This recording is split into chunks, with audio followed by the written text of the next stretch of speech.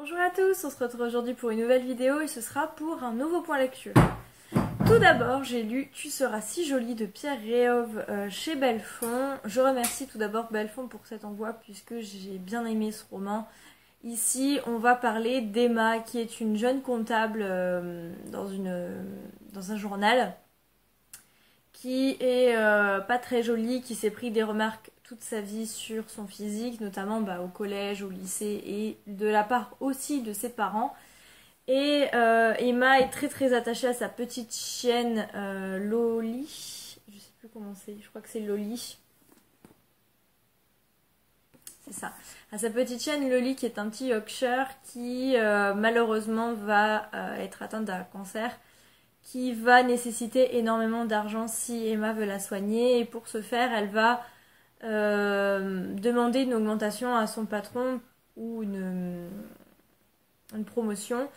Et en fait, le journal va sauter sur l'occasion puisqu'il cherche à se rapprocher, à trouver une candidate pour la nouvelle émission de télé-réalité qui s'appelle Tu seras si jolie, qui est une émission de télé-réalité où ils choisissent 6 candidates qui vont s'afficher et dont la production va payer toute la transformation physique de ces jeunes filles pour devenir plus jolies. Emma au début est un peu réservée puisque ça lui tente pas trop la télé, surtout le concept en fait. Et puis au final elle va se dire que c'est le seul moyen de sauver Loli, donc elle va quand même y aller, elle va accepter cette proposition. Et en parallèle de ça, on va suivre Fawzi qui est un jeune homme qui vient de perdre sa maman, donc il se retrouve seul avec son père qui est restaurateur et ses 2 sœurs. Ils vivent dans une famille très bien intégrée où les sœurs vivent à la mode occidentale, enfin la mode occidentale. Et Fawzi va très très mal vivre le décès de sa mère, va se renfermer, va être embrigadé dans tout ce qui est djihadisme et on va le suivre puisqu'il va aussi être en lien avec Emma d'une certaine façon. Je vous explique pas tout, sinon il n'y a aucun intérêt à lire le livre. Mais en tout cas, on va suivre ces 2 sujets très forts qui est l'embrigadement des jeunes et le féminisme et l'image de la femme dans la société. J'ai beaucoup aimé, j'ai bien aimé la plume de l'auteur. Ce roman se lit très très vite. On a envie de savoir la suite et de connaître la fin. La fin est très triste, mais j'ai bien aimé comment l'auteur a permis de rassembler ces 2 histoires et de clôturer cette histoire. J'ai beaucoup aimé le personnage d'Emma, qui est une femme très très forte et qui vit des choses vraiment pas faciles, mais voilà, j'ai beaucoup aimé son évolution et son caractère. Donc pour ça, chapeau à l'auteur. Et j'ai bien aimé aussi le côté des jeunes de cité, notamment la 3e génération d'immigrés, où l'auteur nous parle un peu dans ce roman. On sent que l'auteur travaille, je crois qu'il est journaliste dans les zones de conflit. C'est ça, le réalisateur de documentaires en zone de conflit. Donc on sent qu'il connaît ce milieu du terrorisme. J'ai vu qu'il avait fait un autre roman qui s'appelle Cellule Blanche. Je vais essayer de me renseigner dessus parce que j'ai beaucoup aimé l'écriture de l'auteur. Je pensais de base que ça allait être un roman plutôt feel good et en fait, pas tant que ça puisque effectivement on parle de télé-réalité, mais derrière ça on parle surtout de l'image de la femme qui est très très bien représentée, qui est malheureusement le reflet de notre société vers laquelle on tend de plus en plus. Et voilà, j'ai beaucoup aimé ce roman, je vous le conseille si vous aimez les contemporains, parce que vraiment c'est un très bon choix. Ensuite, j'ai lu Une fille facile de Louise O'Neill, donc chez Stéphane Marsan.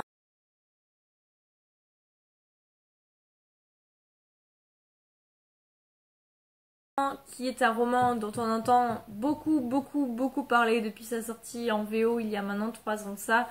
C'est l'histoire d'Emma qui est une jeune fille très populaire, très belle, qui est la fille la plus belle du lycée, qui le sait et qui s'en vante. Elle, un jour, elle va aller en soirée avec son frère et plusieurs amis et elle va se retrouver très très très alcoolisée et un homme beaucoup plus âgé, je crois qu'il y a 10 ans de plus que lui, qui était star du lycée, va venir à cette fête et va abuser d'Emma. Et il n'y a pas que lui malheureusement qui va abuser, il va y avoir plusieurs personnes qui vont profiter d'elle lors de cette soirée. Le lendemain, elle va revenir chez elle avec une amnésie et son frère et d'autres du lycée vont recevoir des vidéos et des photos puisque des photos ont été prises de cette soirée et ont été mises notamment sur Facebook. Et donc du coup tournent dans tout le lycée, dans toute la ville.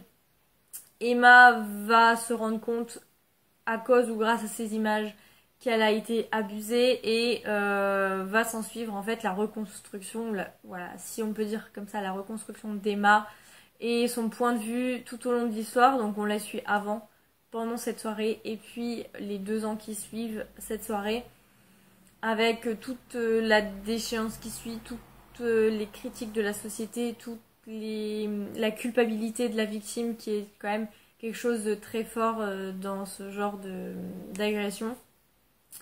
Les différents points de vue, que ce soit des parents, du frère, des amis. L'isolement d'Emma qui est très très fort et qui est très marqué dans cette histoire. Donc voilà, c'est un roman qui est quand même assez dur, dont on entend énormément parler, j'attendais énormément de choses et j'ai été quand même un peu déçue. Je pense que c'est du point de vue de l'écriture de l'auteur. Je m'attendais à une écriture très très belle, très poétique et en fait non, c'est une écriture très simple. J'ai trouvé que les dialogues étaient un peu mal organisés aussi, on ne savait pas trop si elle parlait, enfin si elle se parlait ou si on entendait penser ou si elle parlait à quelqu'un d'autre, enfin on avait pas mal de mal par rapport à ça. J'ai trouvé que la construction du roman était pas très bien organisée, pas très bien faite. Est-ce que aussi c'est dû à la traduction ou pas? Parce que les avis dithyrambiques sont surtout en VO et pas forcément en VF. J'ai eu quelques avis mitigés depuis la sortie VF. Mais voilà, j'ai été déçue de ce côté-là, donc de la plume de l'auteur. Le sujet forcément est fort, est un sujet qu'on doit aborder avec les jeunes filles.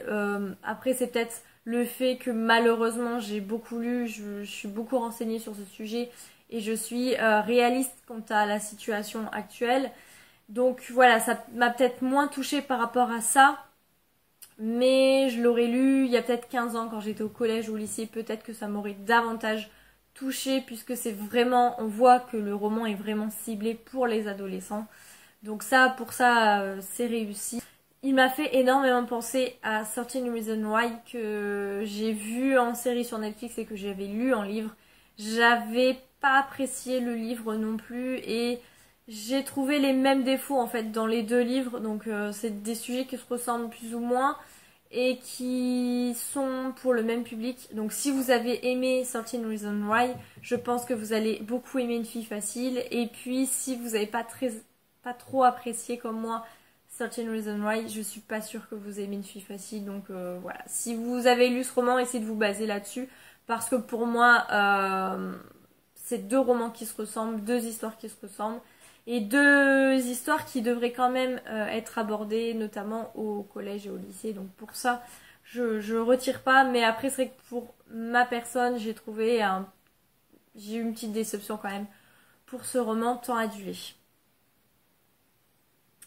Ensuite, j'ai lu le célèbre Sunshine Island de David Vann, ici chez France Loisirs. On va se retrouver sur une île, donc dans un huis clos, avec un père et son fils. Le père a eu quelques déboires avec ses femmes et notamment la mère de Roy. Comment il s'appelle le fils? Je crois que c'est Roy. Oui, c'est ça, Roy. Et pour essayer de se rapprocher de son fils, il va partir sur une île plus ou moins déserte où il va devoir chasser, pêcher, construire des abris, etc. Et on y suit le père qui est très très dépressif et son fils qui ne sait pas vraiment pourquoi il est là, qui aimerait repartir avec sa mère et sa sœur et qui ne sait pas pourquoi, mais pour essayer d'établir un lien quelconque avec son père, va rester sur cette île. Il va y avoir un bon retournement de situation. Je ne m'y attendais puisque c'est notamment le qui ressort le plus de ce roman quand on regarde les avis, c'est le retournement de situation vers le milieu. Donc je m'attendais à un retournement de situation en fin de première partie, mais pas celui-ci, et j'ai été surprise, donc c'est réussi. J'avais découvert David Vann dans son livre Aquarium avec son ambiance très très spéciale, et ici on retombe dans une ambiance très très spéciale. Je me suis complètement immergée dans cette ambiance, dans cette île où il fallait être sur ses gardes tout le temps parce qu'il y a des risques de se faire attaquer par des ours et d'autres animaux, où il faut pêcher, chasser, essayer de survivre. Et voilà, j'ai beaucoup aimé. L'écriture de David Vann est très spéciale, donc soit je pense que soit vous accrochez pas du tout. Et moi j'aime bien quand même, alors pas tout le temps, je lirai pas tout le temps du style David Vann, mais une fois de temps en temps, j'aime bien retrouver ce style, d'autant plus que voilà, on s'attend que ce serait une histoire spéciale, pas facile, avec des personnages vraiment noirs, avec des trucs on se demande d'où ça vient dans la tête de l'auteur, comment il peut y avoir des idées pareilles, des trucs horribles, mais j'ai passé un très très bon moment. En plus il se lit super vite, je l'ai lu en même pas 2 jours. En plus dans cette version Françoisir c'est écrit très très gros, donc vraiment je vous le conseille. Si vous connaissez pas David Vann et que vous voulez découvrir ce roman, je pense même que celui-ci est beaucoup plus abordable qu'Aquarium dans le style de l'auteur. Je pense que c'est mieux de commencer par celui-ci, qui est spécial mais un peu plus classique que Aquarium, qui est très très bien mais qui est vraiment difficile d'abord. Donc voilà, et pour finir, j'ai lu Principe mortel de Jacques Saussé.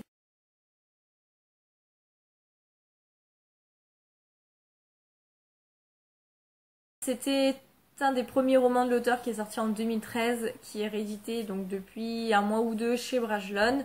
Ici, on va retrouver Franck, qui est un jeune homme qui vient de louper son bac et qui doit passer les rattrapages en septembre.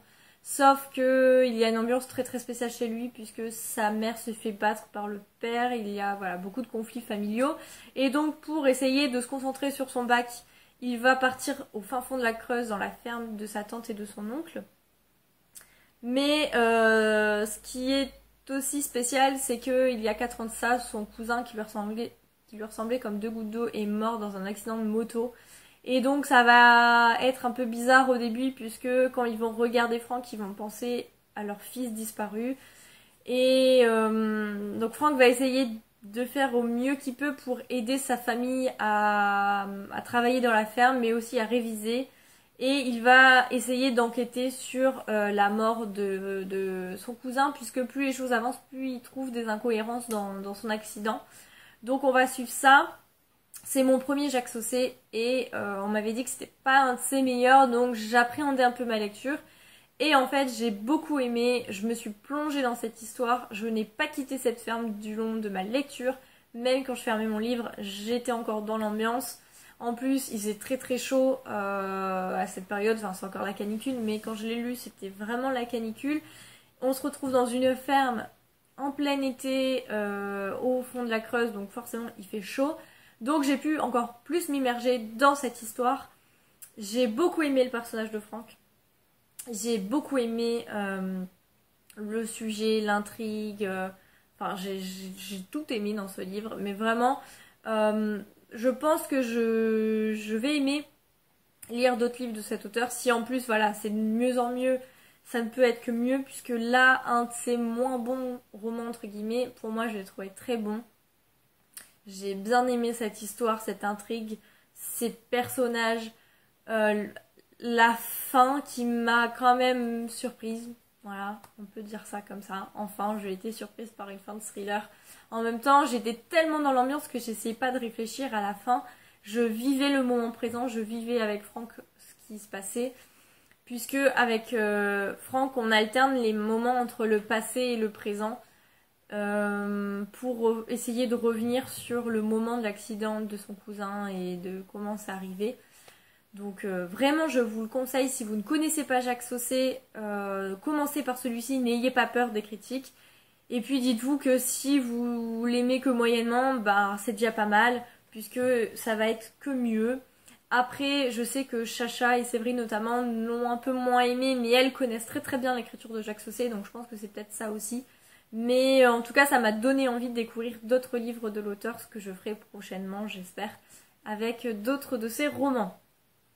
Donc voilà pour ce point lecture qui est quand même un bon point lecture puisque j'ai dans l'ensemble bien aimé mes lectures, mis à part une petite déception quand même pour une fille facile.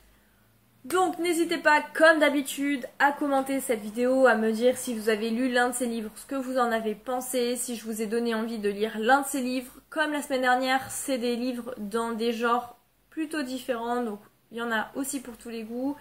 Vous le savez à force, j'aime alterner les genres et les lectures, donc voilà, c'est comme ça que j'évolue et que ça me permet aussi de lire plus de romans dans l'année.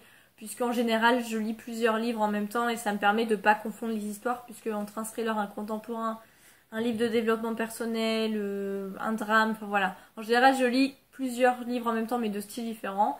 Et ça me permet aussi d'avancer, de lire selon mes envies. Donc voilà, je pense que c'est pour ça que vous avez à chaque point lecture des genres différents.